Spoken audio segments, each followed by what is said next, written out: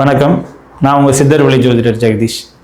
நம்ம ப்ரெடிக்ஷன்ஸ் எல்லாம் பார்க்குறோம், அதுக்கான வீடியோஸ் எல்லாம் போட்டுருக்குறோம். அந்த வகையில் இன்றைக்கி நம்ம பார்க்க போகிற ஒரு ப்ரெடிக்ஷன், இப்போ நடிகராக இருக்கிறாரு, எதிர்காலத்தில் இயக்குனராக போகிறாரு திரு உதயகுமார் அவரோட ஜாதகத்தை தான் நம்ம இப்போ பார்க்க போகிறோம்.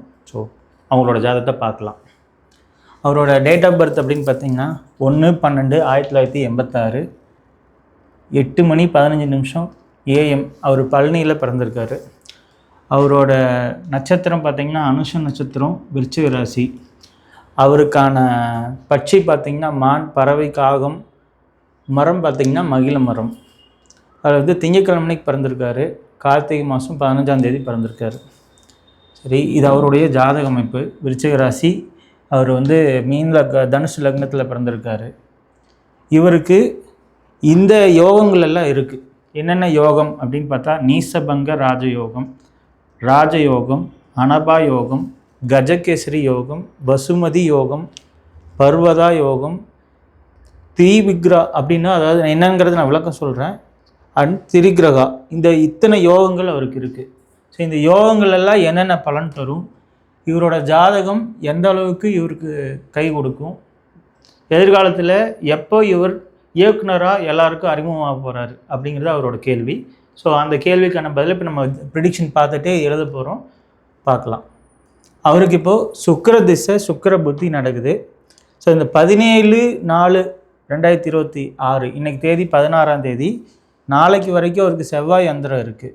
ஸோ இந்த செவ்வாய் அந்தரம் முடிஞ்சதுக்கப்புறம் அவரோட லைஃப்பில் ஒரு சேஞ்சஸ் ஆரம்பிக்க போகுது.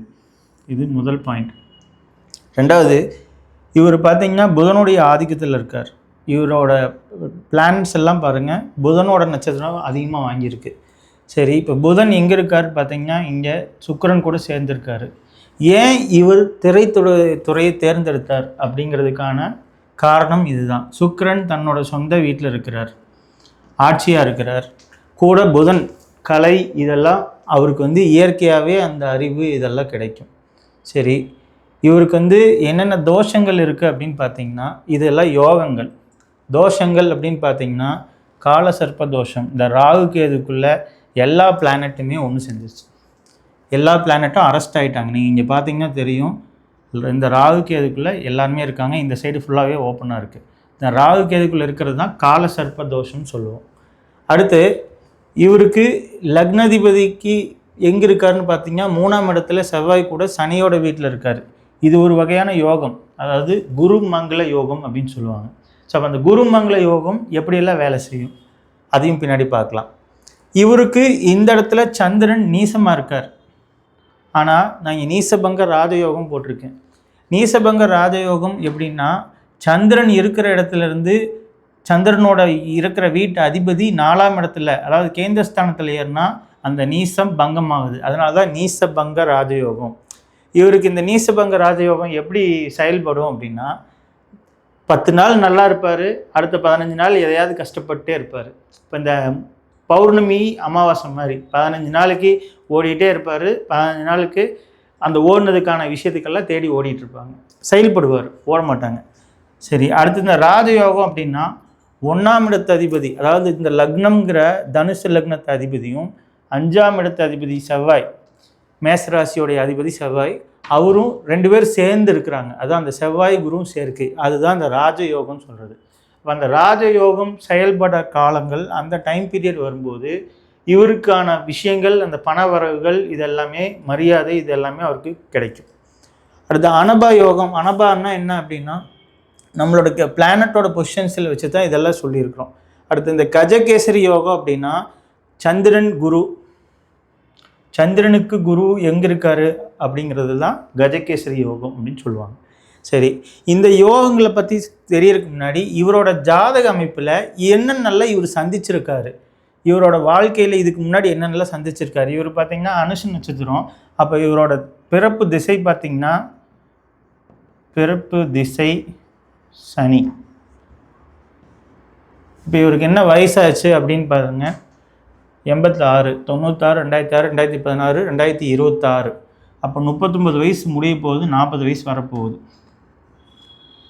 இப்போ 39 வயசு. இவருக்கு இந்த சனி திசை முடிஞ்சு, குரு திசை முடிஞ்சு, புதன் திசை முடிஞ்சு கேது திசை முடிஞ்சிருச்சு. இப்போ சுக்கிர திசை. அப்போ 1 2 3 4 இந்த 4 திசை முடிஞ்சு தான் 5வது திசை தான் வந்திருக்குது. நான் ஏற்கனவே சொன்ன அந்த ராஜயோகம் அப்படிங்கிறது அந்த 1 5 கனெக்டிவிட்டி இல்லை.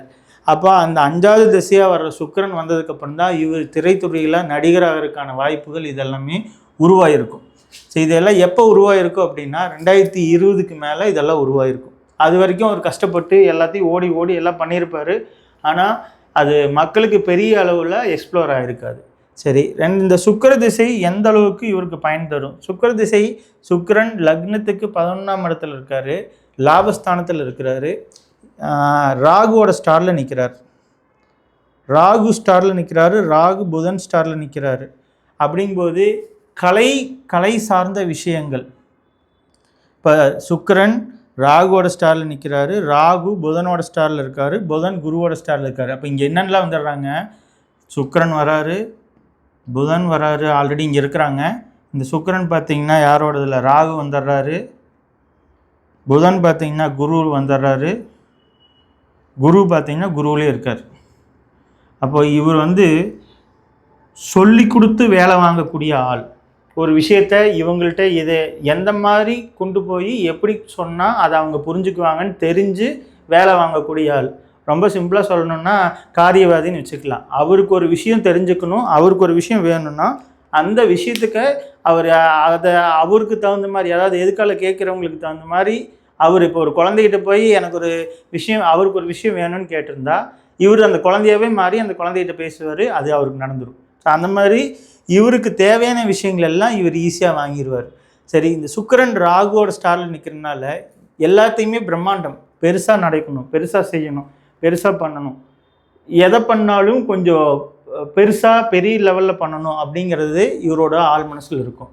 அடுத்து 3ஆம் வீடு அப்படிங்கிற இடத்துல, அதாவது எண்ணம், 3ஆம் வீடுங்கிறது எண்ணம். இந்த எண்ணங்கிற இடத்துல செவ்வாய் குரு இருக்கிறதுனால விடாமுயற்சி, எதை படுத்தாலும் எதுக்காக இருந்தாலும் நம்ம கடைசி வரைக்கும் போய் பார்த்துடலாம், அது என்னவானாலும் சரி, நாம் ஒரு விஷயத்தை நோக்கி பயணம் பண்ணுறோம், அந்த பயணம் எந்த அளவுக்கு சரியாக இருக்குதோ இல்லையோங்கிறது ரெண்டாவது. முதல்ல நம்ம அதுக்கான முயற்சி பண்ணணும், அதில் எந்த தடைகள் வந்தாலும் அதெல்லாம் மாறணும் அப்படிங்கிறதுல ரொம்ப தீவிரமாக இருக்கிறதுக்கு தான் இந்த செவ்வாய் உறுதுணையாக இருக்குது. கூட குரு இருக்கிறதுனால என்னென்னா ரொம்ப மெச்சூர்டாக ஹேண்டில் பண்ணுவாங்க. ஒரு விஷயத்தை இதுதான் இப்படி தான் அப்படிங்கிறது ரொம்ப மெச்சூர்டாக ஹேண்டில் பண்ணுவாங்க. அண்ட் சிச்சுவேஷனை டக்குன்னு அப்சர்வ் பண்ணிக்குவாங்க. அதாவது சூழ்நிலைகளை உடனே கிரகிக்கக்கூடிய தன்மை, அதுதான் சிச்சுவேஷன் அப்கிரேடுன்னு சொல்கிறது. ஸோ இது என்ன செயல்படும் அப்படின்னா, இந்த இருக்கிற செவ்வாய் குரு, ஆல்ரெடி செவ்வாய் குரு மங்கள யோகம், குரு மங்கள யோகம்னு சொல்லிட்டேன், குரு மங்கள யோகம். இப்போ குருமங்கள யோகம் எந்த அளவுக்கு இவருக்கு செயல்படுதுன்னா, இவரோட எண்ணத்தில் எவ்வளோ ஸ்ட்ராங்காக இருக்காரோ அவ்வளோ தூரம் செயல்படும். சரி, ஆனால் அது எங்கே வீக் ஆகுது அப்படின்னா, இவர் சென்டிமெண்டில் வீக் ஆகிறார். ஃபேமிலி உறவுகள், இவர் யாரெல்லாம் இவருக்கு உறவு, யாரெல்லாம் சகோதரன் சகோதரி இப்படியெல்லாம் நினைக்கிறாங்க, அம்மான்னு நினைக்கிறாங்களோ அவங்க எல்லாத்துக்குமே இவர் ரொம்ப அன்புக்காக இவர் செய்கிற விஷயங்களில் இவரோட கவனத்தில் இவர் லேக் ஆகிடுறாரு. லேக் ஆகிடுறாருன்னா இவரில் எண்ணத்தில் லேக் ஆகலை, அந்த செயல் இவங்க மேலே வச்சுருக்கிற அன்போ அந்த சூழ்நிலை இவரை செய்ய விடாமல் தடுத்துருது. ரெண்டாவது, இவருக்கு சந்திரன் சூரியன் சனி, ஆல்ரெடி சந்திரன் இங்கே நீசம், சூரியன் வேறு நட்பு தான், ஆனால் சனி கூட சேர்ந்துருக்காங்க. இந்த சனி சந்திரன் சேர்ந்தால் புணர்வு தோஷம். நான் ஏற்கனவே நம்ம முன்னாடி வீடியோலெல்லாம் சொல்லியிருக்கேன். சந்திரன் சனி செயற்கை, சந்திரன் கூட சனி சேர்ந்தாலோ சனி கூட சந்திரன் சேர்ந்தாலோ அல்லது சனி வீட்டில் சந்திரன் இருந்தாலோ சந்திரன் வீட்டில் சனி இருந்தாலோ இதெல்லாமே புணர்வு தோஷம் சொல்கிறோம். அப்போ அந்த புணர்வு தோஷம் அப்படிங்கிறது இவரோட ஜாதகத்தில் இருக்குது. சரி, இப்போ இந்த புணர்வு தோஷம் என்ன பண்ணும்?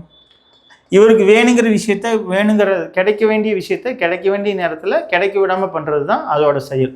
இது ஏற்கனவே நம்ம முன்னாடி பதிவுகளில் நம்ம சொல்லியிருக்கோம், அதே தான் இன்றைக்கும். ஸோ அப்போ இந்த கிடைக்க வேண்டிய விஷயம் அப்படின்னா இவரோட எண்ணம், கிடைக்க விடாமல் பண்ணுறது என்ன அப்படின்னா இந்த தோஷம். ஸோ அப்போ அந்த தோஷத்தை இவர் நிவர்த்தி பண்ணணும். அது பண்ணினா தான் அடுத்தடுத்த விஷயங்களுக்கு இவருக்கு சரியாக இருக்கும். சரி, இப்போ இந்த சனி என்ன ஸ்டாரில் நிற்கிறாரு? புதனோட ஸ்டாரில் இருக்கார். அப்போது நரம்பு, புதன் ஆல்ரெடி குரு. அப்போ இவர் சொல்கிற வார்த்தைகள் எங்கேயுமே போய் ஏறி நிற்க மாட்டேது. ஒரு ஒரு கட்டத்துக்கு மேலே அதை தாண்டி சொல்கிறதுக்கான சூழ்நிலைகள், அதுக்கான புஷ் பண்ணுறதுக்கான அந்த அமைப்பு வந்து இவருக்கு கிடைக்க மாட்டேங்குது. அப்போ அதை நம்ம சரி பண்ணி கொடுக்கணும். ரெண்டாவது, இவருக்கு சனியோடைய பார்வைகள் அப்படின்னு பார்த்தீங்கன்னா 3, 7, 10. சனியோட பார்வை 3, 7, 10. இதெல்லாம் நான் முன்னாடி வீடியோவில் சொல்லியிருக்கேன்.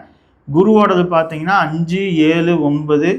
செவ்வாயோடது 4, 7, 8. இதெல்லாம் பார்வைகள்.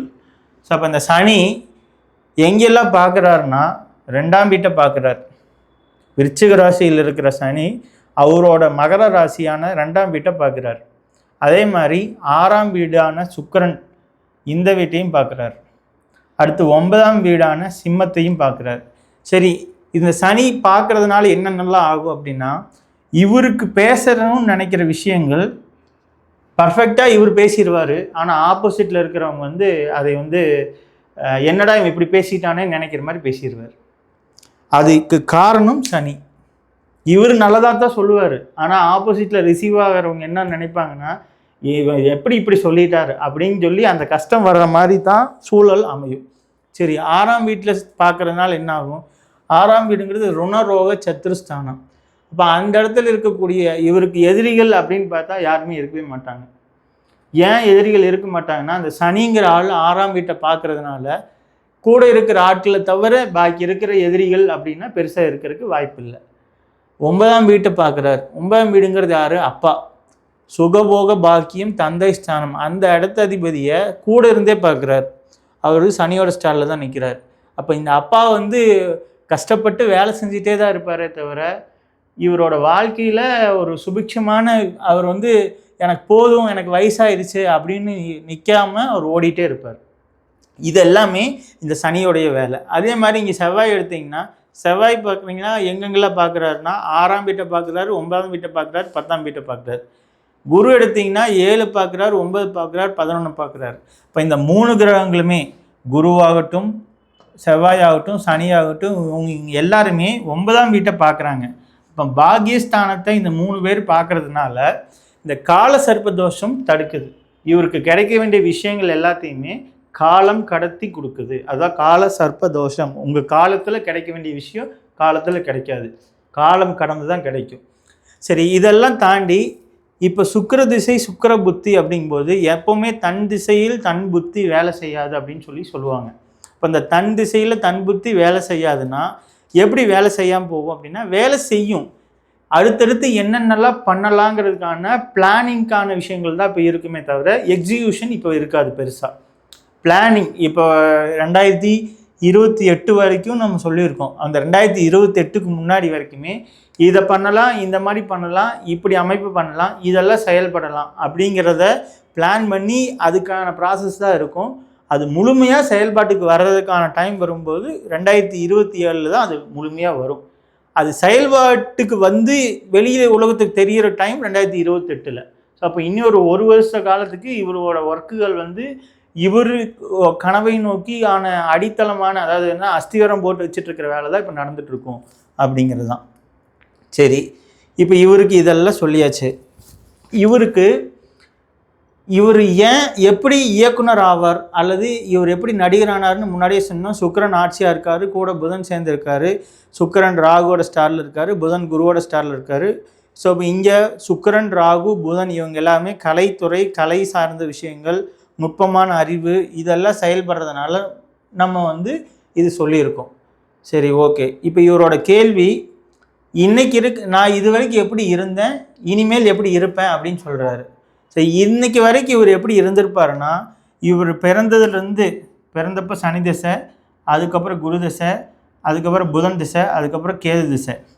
ஸோ இப்போ இந்த புதன் திசை வரைக்கும் இவர் நல்லா தான் இருந்திருப்பார். அதுக்கப்புறம் இந்த கேது திசை, அதாவது இப்போ 39 வயசு, 39ல் 7னா 32, இந்த ஒரு 30 வயசு வரைக்கும் 25 to 30 வரைக்கும் நல்லா தான் இருந்திருப்பார். 28ன்னே வச்சுக்கலாம். இந்த 28 வயசுக்கு அப்புறம் இவரோட வாழ்க்கை வந்து ஓடிட்டே இருந்திருப்பார். அனுபவம் மட்டுமே மிச்சமாக இருக்கும். இந்த அனுபவத்தால் தான் இன்றைக்கி வந்து இந்த சினிமா துறையில் போய் சேர்ந்துருக்காருக்கு வாய்ப்பு. இந்த அனுபவம் கிடைக்கல, அந்த கேது திசையில் இந்த அனுபவம் கிடைக்கலன்னா கண்டிப்பாக ஒரு சினிமா துறையில் போயிருக்கிறதுக்கு வாய்ப்பு இல்லை.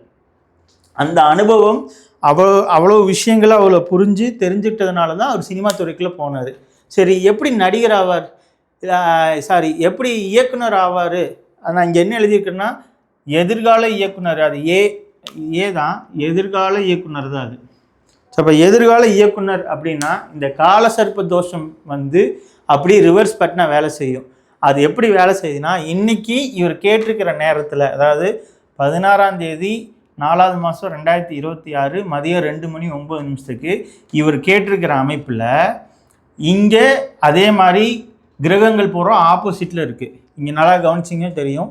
இங்கே ராகு கேதுக்குள்ளே இப்படி இருக்கிற பிளானட் எல்லாம் இங்கே இப்படி இருக்குது. ஸோ அப்போ இது பூராமே ஆப்போசிட்டில் இருக்குது. சரி, இதெல்லாம் எப்படி செயல்படும், எப்படி இது எப்படி இதுக்கு செயல்படும், சப்போர்ட் பண்ணும் அப்படின்னா, இது இன்றைக்கி இருக்கிற பிளானட்டோட பொசிஷன்ஸ். இந்த பிளானட் பொசிஷன் படி இங்கே இருக்கிற லக்னாதிபதி எங்கே இருக்காருன்னா குருவோட வீட்டில் இருக்கிறாரு ஒன்று. அடுத்து இந்த குரு எங்கே இருக்கிறாருன்னா புதனோட வீட்டில் இருக்கிறாரு. சரி, இவருக்கு சுக்கிரன், புதன், குரு, ராகு இவங்க தான் மெயினான விஷயங்கள். அதே அந்த குரு சந்திரன் 2 பேருமே பார்த்தீங்கன்னா புதன் கூட இருக்கிறாங்க. இந்த இடத்துல புதன் கூட சேர்ந்துருக்கிறாரு சந்திரன். இந்த குரு புதன் வீட்டில் இருக்கிறாரு. அப்போ இங்கே புதன் 2 ஆயிடுறாரு. இங்கே ஆல்ரெடி சந்திரன், புதன், குரு வீட்டில் இருக்கிறாங்க. ஸோ அப்போ எல்லாமே பார்த்தீங்கன்னா புதன் சார்ந்தும் குரு சார்ந்தும் வந்துடும். அதே மாதிரி இன்றைக்கி வியாழக்கிழமை. இப்போ இந்த எழுதிக்கிற லக்னம் பார்த்தீங்கன்னா கடக லக்னம், அதோட அதிபதி சந்திரன். சந்திரன் எங்கே நிற்கிறாருன்னா இன்றைக்கி மீனராசி, அதோட அதிபதி குரு. இன்றைக்கி வியாழக்கிழமை, அந்த வியாழனோட அதிபதி குரு. இப்போ நம்ம பார்த்துட்டு இருக்கிற 2 மணிக்கு ஓரை பார்த்திங்கன்னா செவ்வாய் ஓரை. அப்போ இவரோட இப்போ பார்க்குற நேரத்தில் இந்த குரு அப்படிங்கிறவர் இவரோட ஜாதகத்துலேயுமே இங்கே குரு தான் மெயினான ஆளாக இருக்கார். ஸோ அப்போ இந்த குரு அங்கே இருக்கிற குருவும் இங்கே இருக்கிற குருவும் ஒன்று சேர்கிற நேரம் தான். ஸோ இந்த ஒன்று சேர்கிற நேரம் எப்போ இதெல்லாம் செயல்படும்னா, குரு இங்கிருந்து அடுத்து குரு பயிற்சி ஆகும்போது கீழே இங்கே இறங்குவார். இங்கே கீழே இறங்கும்போது இங்கிருந்து எங்கெங்கெல்லாம் பார்ப்பார் அப்படின்னா, லக்னத்திலேருந்து 1 2 3 4 5 இவரோட ராசியை பார்க்குறார், விருச்சிக ராசியை பார்க்குறார். இங்கே இருக்கிற குரு இங்கே இறங்கினதுக்கப்புறம் இவரோட ராசியை பார்க்குறார் 1. அடுத்து எங்கே பார்ப்பாருன்னா 5 6 7 1 2 3 4 5 6 7 இவரோட 2ஆம் வீட்டை பார்க்குறார். 3ஆம் வீட்டை பார்க்குறார். 7 8 9 இவரோட 5ஆம் வீட்டையும் பார்க்குறார். ஸோ இவர் அந்த 5ஆம் வீட்டில் இங்கே ராகு இருக்கிறாரு. அந்த ராகுவை கோச்சார ரீதியாக கீழே இறங்குற குரு இங்கே பார்க்குறாரு. அப்போது குருவும் ராகும் பார்க்கும்போது இவர் என்னென்னலாம் கலைகள் கற்று வச்சுருக்கிறாரோ அதை எல்லாத்தையுமே திரையில் கொண்டு வர்றதுக்கான முயற்சிகள். இந்த ராகு அப்படின்னு வரும்போது தான் எல்லாமே. இப்போ நீங்கள் முன்னாடியெல்லாம் பார்த்தீங்கன்னா நம்ம சூப்பர் ஸ்டார் ரஜினிகாந்த் பார்த்தீங்கன்னா ராகு திசையில் ஃபிலிம் இன்ஸ்டியூட்டுக்கு வர்றதுக்கு முன்னாடி கண்டக்டராக இருந்தார், எல்லாத்துக்குமே தெரியும். ஸோ அந்த கண்டக்டராக இருக்கும்போது ராகு திசை தொடக்கத்தில் தான் கண்டக்டராக இருந்தார். அப்போ அவர் நிறையா கஷ்டங்கள் எல்லாம் கடந்து தான் ராகு திசை மிடில் தான் அவர் ஃபிலிம் இன்ஸ்டியூட்டில் சேர்ந்து அதுக்கப்புறம் அப்படி நடிகரானார். நல்லா கவனிச்சிங்கன்னா தெரியும், ரஜினிகாந்த் ஆரம்ப காலத்தில் நெகட்டிவ் ரோலில் தான் நிறையா நடிச்சிருப்பார். வில்லனாக நடிச்சிருப்பார். ஒரு எப்படி சொல்கிறது, நெகட்டிவான ரோல், நெகட்டிவான விஷயங்கள், தண்ணி அடிக்கிற மாதிரி, இந்த மாதிரி எல்லாம் இதில் தான் அவர் நடிச்சிருப்பார். அது ஆரம்ப காலத்தில். அதுக்கப்புறம் அவருக்கு குரு தசை வரும்போது தான் அவர் சினிமா துறையில் ஒரு பேரும் புகழும் வாங்க ஆரம்பித்தார். அதுக்கப்புறம் சனி திசை அப்படியே லைனாக போயிட்டுருக்கு. அதே மாதிரி தான் இவர் இத்தனை நாள்கள் என்னென்னலாம் கஷ்டங்கள் பட்டாரோ அதெல்லாம் மாறி இப்போ சின்ன நடிகராக சின்ன ரோலாக பண்ணிகிட்டு இருக்கிறவர் இந்த டைம் மாறும்போது, அதாவது இந்த குரு இங்கே கீழே இறங்கும்போது இங்கெல்லாம் பார்க்குற டைம் வரும்போது, அதே மாதிரி இவரோட ஜாதகத்தில் 17/4 அதாவது நாளைக்கு அப்புறம் செவ்வாய் அந்தரம் முடிஞ்சு ராகு அந்தரம் தொடங்கிடுது. அது அக்டோபர் மாதம் வரைக்கும் இருக்குது. இப்போ இந்த குரு இங்கே இறங்கி இந்த ராகு அந்தரம் வேலை செய்ய ஆரம்பிக்கும்போது சின்ன விஷயத்தில் திரையில் வந்தவர் பெரிய இடத்துல பெரிய விஷயமாக கொண்டு வர்றதுக்கான சூழல் உருவாகும். அடுத்து இவருக்கு இவர் விருச்சிக ராசி அப்படிங்கிறதுனால என்னென்னா ரொம்ப சென்சிட்டிவான ஆள்.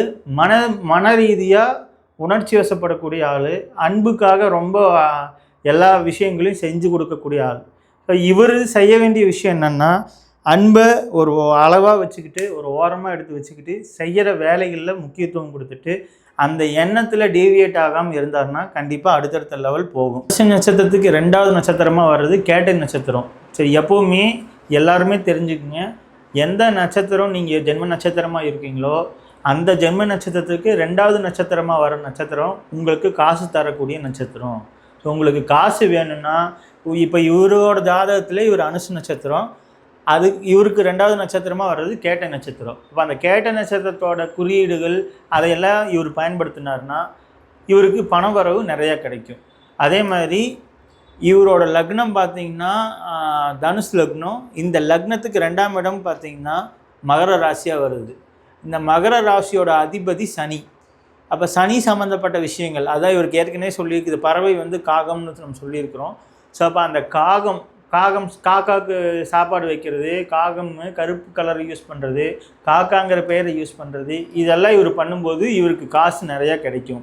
இவர் மனதளவில் ஏதாவது ஒரு காரியத்துக்காக போகிறாரு, இல்லை ஃப்யூச்சரில் ஒரு படம் டைரக்ட் பண்ணுறதுக்காக பிளான் பண்ணுறாருன்னா இந்த கருப்பு மஞ்சள் இதெல்லாம் சேர்ந்து பயன்படுத்தி போனாருன்னா, இல்லை இவரோட படத்தில் இதெல்லாம் செஞ்சார்னா அவருக்கு நல்ல நன்மைகள் கிடைக்கும், காசும் கிடைக்கும், எந்த ஒரு தடையும் வராது. அதே மாதிரி இவரோட நட்சத்திரம் அனுச நட்சத்திரம். அப்போ அனுச நட்சத்திரத்துக்கு 2வது நட்சத்திரம் கேட்ட நட்சத்திரம், அதோட அதிபதி யாருன்னா புதன். அப்போ இவர் பெருமாள் கோவில் அடிக்கடி போனார்னா பெருமாள் வழிபாடு, லக்ஷ்மி நரசிம்மர் வழிபாடு, திருநங்கைகிட்ட ஆசீர்வாதம் இதெல்லாம் பண்ணார் அப்படின்னா கண்டிப்பாக இவருக்கு காசு வர்றது தடை இல்லாமல் வந்துகிட்டே இருக்கும்.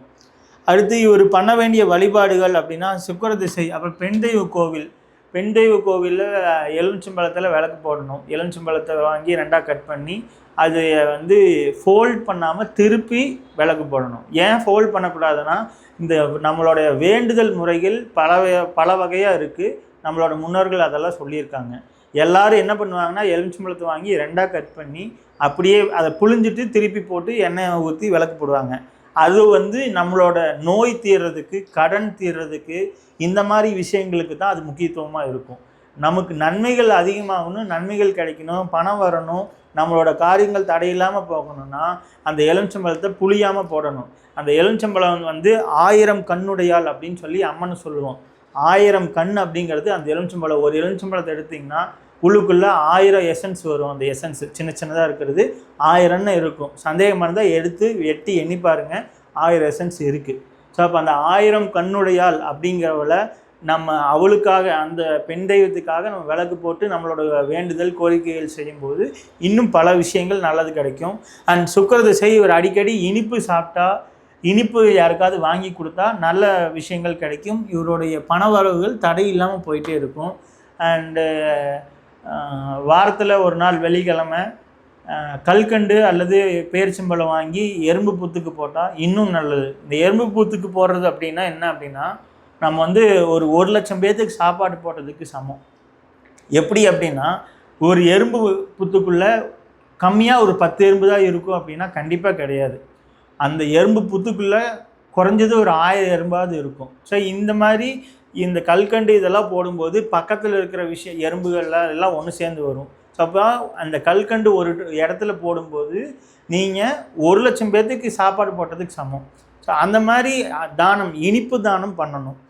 அடுத்து இவர் பண்ண வேண்டியது, மானோட படங்களை இவர் அடிக்கடி வந்து பார்க்குற மாதிரி ஃபோனில் டிஸ்பிளேவாவோ அல்லது இவர் இருக்கிற இடத்துல அந்த மானோட படத்தை இவர் பார்க்குற மாதிரி வச்சுருந்தா இவரை சுற்றி ஒரு பாசிட்டிவிட்டி எப்போவுமே கிடச்சிட்டே இருக்கும்.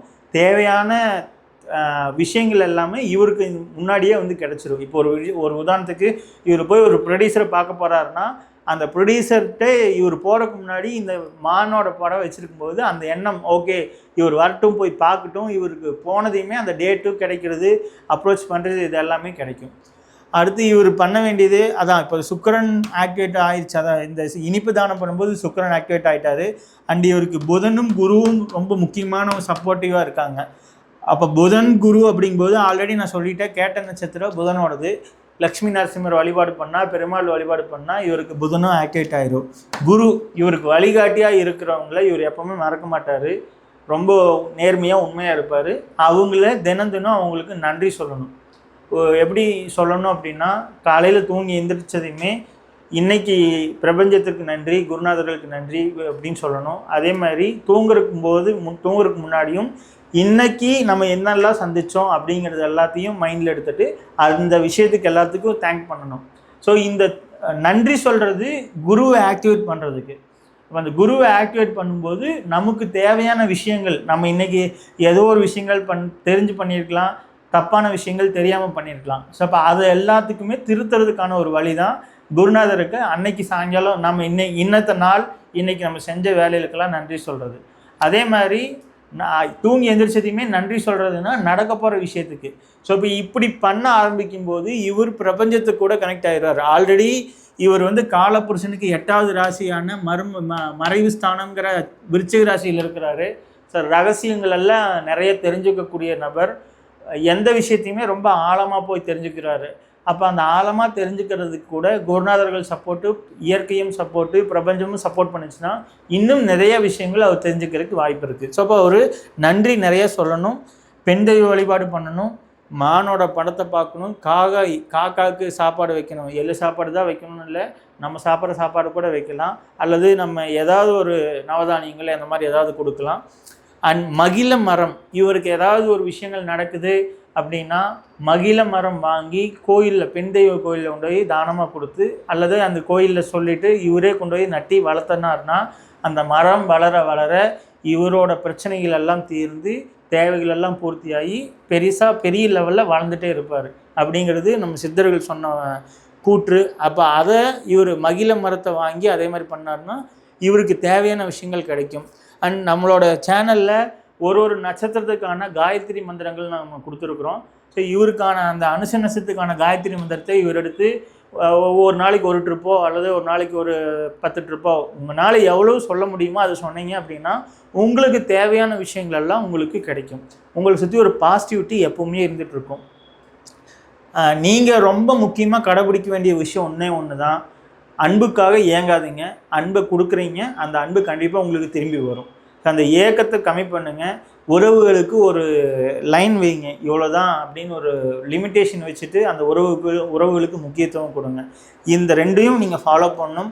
கூடவே நான் சொன்ன விஷயங்கள் எல்லாம் ஃபாலோ பண்ணிங்க அப்படின்னா 2026 2027 26 முடியும் போது நீங்கள் கண்டிப்பாக ஒரு இயக்குனராக அவதாரம் எடுப்பீங்க. 2027 அது அந்த வேலைகள் முடியும். 28 நீங்கள் வெளி உலகத்தில் மிகப்பெரிய ஒரு இயக்குனராகவும் நடிகராகவும் எல்லா மக்களுக்குமே நீங்கள் தெரிய வைங்க. இப்போவே நீங்கள் எல்லா மக்களுக்கும் தெரிஞ்சிட்டு இருக்கிற ஆள் தான். ஆனால் இன்னும் இந்த விஷயங்களெல்லாம் பண்ணும்போது அடுத்தடுத்த விஷயங்கள் செய்யறதுக்கான வழிகள் இதெல்லாம் உங்களுக்கு கிடைக்கும். கண்டிப்பாக நீங்கள் அடுத்தடுத்த லெவலில் போவீங்க அப்படிங்கிறதுக்கு உங்களுடைய ஜாதகம் சாட்சி. அண்ட் வேறு ஏதாவது உங்களுக்கு இதில் ஏதாவது சந்தேகம் இருந்ததுன்னா கமெண்டில் கேளுங்க. வேறு யாருக்காவது ஜாதகம் பார்க்கணும், இது மாதிரி தெரிஞ்சுக்கணும் அப்படின்னா கமெண்டில் உங்களோட டீட்டெயில்ஸ் கொடுங்க, கண்டிப்பாக பார்த்து சொல்லலாம். குருநாதர்களுக்கு நன்றி, இயற்கைக்கு நன்றி, பிரபஞ்சத்திற்கு நன்றி. இவ்வளோ நேரம் நம்மளோட வீடியோவை பொறுமையாக பார்த்த உங்களுக்கு ரொம்ப நன்றி. நன்றி, வணக்கம்.